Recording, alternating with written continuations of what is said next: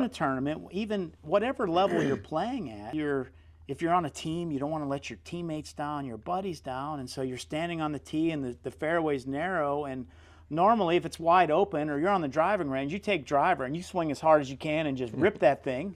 But when there's trees on both sides or some sand or whatever it may be, sometimes you get tentative and a little steery if you're fearful.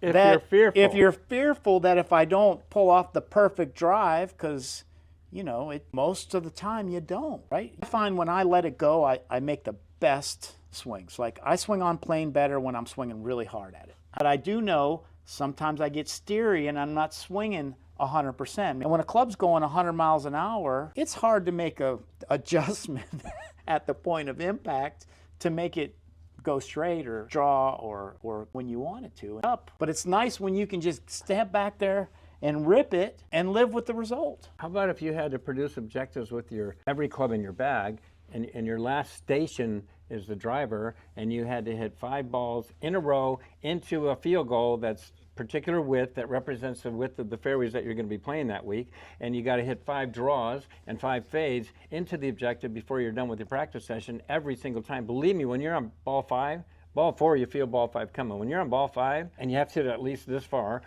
between this I call it pressure pack ball 5 because it matters, and if you produce it, wow, that's good, and then you do the 5 fades. And maybe pressure pack ball 5, you keep blowing it because that represents a tournament round that you're playing with your buddies and you're up scared, right. You're steering, whatever. That steering thing never going to work. But if you pressure pack ball 5, if you succeed, man, I own this, and you take it golfing and you already know who you are. And then if they got a lake on the right side of your scatter factor ability, your personal scatter factor ability level, and you got some sand traps on the left, maybe you can move your fairway over a little bit that you're good enough to hit it between here and there, and it doesn't include the possibility of hitting the lake. So now you can take that aim in the middle of that, maybe you'll catch a little fairway bunker shot, but it won't hurt anybody's feelings. And now you can bomb and gouge it all day.